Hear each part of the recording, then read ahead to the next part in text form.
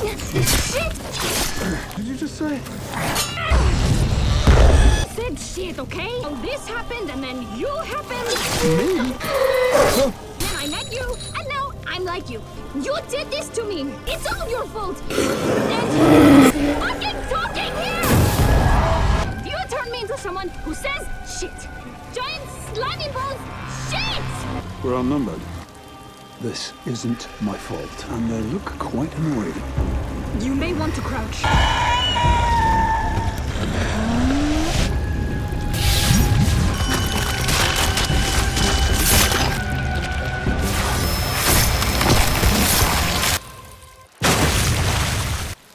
Where did they get that?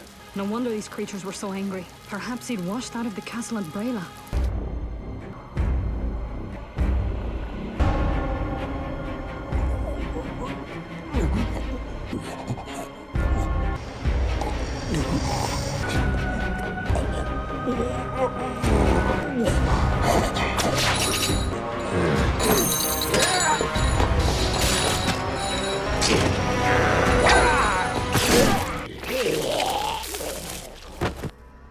It's a spell. What kind of spell? Resurrection. It will have the name of the person he was trying to bring back from the dead. Oh, let me guess. Dracula Tepesh. Why the fuck would anyone do that? Would you do that? Huh? I wish I could fucking kill you twice!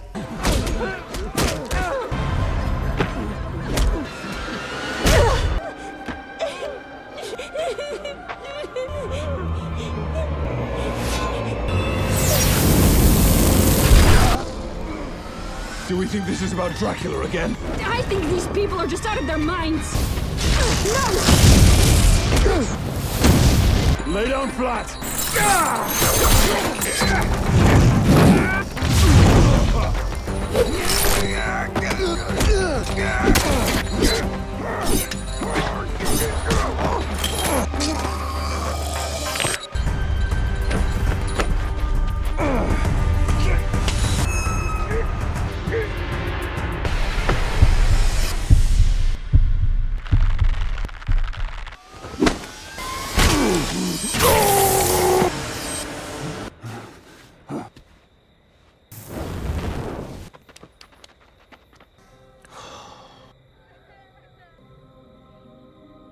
What's that thing? Most often he's called the Grim Reaper, or just Death. This is what death looks like? Because I was hoping for something nicer. He's not death, he just eats death. The whole world's gone crazy. Maybe in the hope that he can give Dracula back to them. If you've watched that opening montage, you know exactly what we're diving into here. Over those weeks prior, we see play out on screen. Trevor and Sypha are on the move, tramping through village after village across Wallachia. Everywhere they go, they find nothing but settlements torn apart by monsters. And every step of the way, they're hunting down vampires and night creatures, doing whatever they can to shield the few civilians who made it out alive. This endless, non-stop fighting wears them down, body and soul. We watch Sypha's signature bright optimism slowly fade, replaced by bone-deep weariness. And Trevor, he's not the cynical, drunk outcast we met back in Season 1 anymore. With every monster he slays, he's stepping more fully into his birthright, more resolute than ever to live up to the Belmont family's duty to protect the innocent. That's the heart of this montage, right? Every shot of them mid-battle, every exhausted look they share, every time they're too late to save a life, it all drives home the big core theme of the whole season. Dracula's death didn't bring peace to this world. It just threw it into even worse chaos. Through their eyes, we see exactly what Wallachia has become. Warring vampire factions carving up the land, night creatures running wild, families torn from their homes with nowhere to go. The ripples from the gates of hell are still spreading, and this world is more broken than it ever was when Dracula was on his throne. This isn't just filler footage, it builds the entire foundation for every storyline we get in Season 4. And every single frame of this sequence is loaded with foreshadowing too. We see Trevor never lets the Belmont family's vampire killer whip, his combat manuals, his ancestral weapons leave his side. That's not just character detail, it teases his whole arc this season where he'll track down the Belmont family's hidden underground vault, unlock their ultimate weapons, and go head-to-head with the final villain. It all circles back to that core thread, the Belmont destiny. Most importantly, this montage makes us care. We walk every mile with Trevor and Sypha. We feel their exhaustion. We root for them when they stand up for the helpless. That emotional connection is exactly what makes the episode's big final twist hit so hard. The innocent civilians they risked everything to save. They are actually vampire cultists. The whole chase was a setup, and they walked right into a trap. It's a brilliant narrative bait and switch, and it never lands half as well without that empathy we build in the opening minutes. Now, let's talk about the Easter eggs and little details you might have missed in this episode.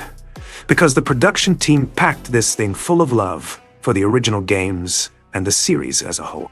First up, the game tributes. Every dagger, every vial of holy water Trevor uses in this episode is a perfect one. One recreation of the classic items from the original game.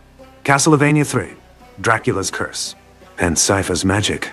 Her ice, fire, and lightning elemental abilities are pulled straight from her skill set in the game, too. It's the team's beautiful little love letter to the original Konami games that started it all. Then there's the payoff for Season 3's foreshadowing. The vampire cultists Trevor and Sypha go up against here. They're the leftover members of that Abbey cult from Lindenfeld in Season 3. Their rituals, their symbols, exact copies of what we saw back then. It ties up that loose end perfectly, and drives home the point that the fallout from the gates of hell never really went away. You'll also spot Dracula's crest and portraits all over the cultists' hideout and their rituals, and even in Alucard's castle, we still see little decorative details that belong to Dracula. It's a quiet hint that Dracula's influence never died with him, and it lays the groundwork for the big resurrection plot we get later in the season. Even tiny visual details are Easter eggs here. Trevor's belt and weapon harness are printed with the Belmont family crest the entire time. That same crest becomes a key plot item later on in the Family Vault storyline. It's a visual Easter egg the team snuck in right under our noses, right from the start of the season. And let's not sleep on the episode title. The episode is called Murder Wakes It Up, and that, everyone glosses over, it's death itself. All the killing by the cultists, all the lingering chaos from the gates of hell. It's all slowly waking death's power, and the title itself is foreshadowing for death, being the final big bad of the entire season. Now, for the behind-the-scenes trivia and production stories that make this episode even cooler. First off, this final season almost never happened. After Season 3 dropped, Netflix didn't originally renew the show for a 4th season. It was only the massive global fan petition that convinced Netflix and Powerhouse Animation to bring it back for one final run. That's why this opening episode meant so much to the team. They spent over 8 months writing the script for S41, because they wanted to set up every single storyline perfectly, and give the series the complete, satisfying ending it deserved. The voice acting here is next level too. Richard Armitage, who voices Trevor Belmont, actually pulled 2 straight all-nighters before recording the exhausted lines for that opening montage. He wanted his voice to sound authentically worn out, to perfectly match where Trevor is at mentally and physically in that moment. And Alejandra Reynoso, the voice of Sypha. She had lived a line during the recording of that end-of-episode twist scene, and the team loved it so much they kept it in the final cut of the episode. And that opening time-lapse montage? It was one of the most technically difficult shots to make in the entire season. To show Trevor and Sypha's weeks-long journey, the animation team hand drew over 200 unique backgrounds of villages and battlefields. Every single scene's details are based on real 15th century Eastern European architecture and landscapes, just to make this broken world feel as real and grounded as possible. To wrap this up, let's talk about what the fans all over the world were saying about this episode, because it sparked some huge conversations that are still going on in the Castlevania fandom today. First, the biggest one, Trevor and Sypha's relationship. Their unshakable support for each other through all this hardship became the #1 talking point for fans globally. A single post about it on Reddit got over 100,000 upvotes, with fans everywhere saying this couple is the warmest light in this entire dark series. Most fans also said their happy ending felt earned and satisfying, and that their love story is the most healing part of the show's brutal, dark storyline. That opening, weeks prior montage also split the fan base right down the middle. On one side, fans said it was the perfect way to fill the plot gap between seasons, and made Trevor and Sypha's emotional and character changes feel totally earned and logical. On the other side, some fans thought it dragged the pace too much, ate up runtime that could have gone to the main plot of the episode, and called it a small flaw in the final season's opening.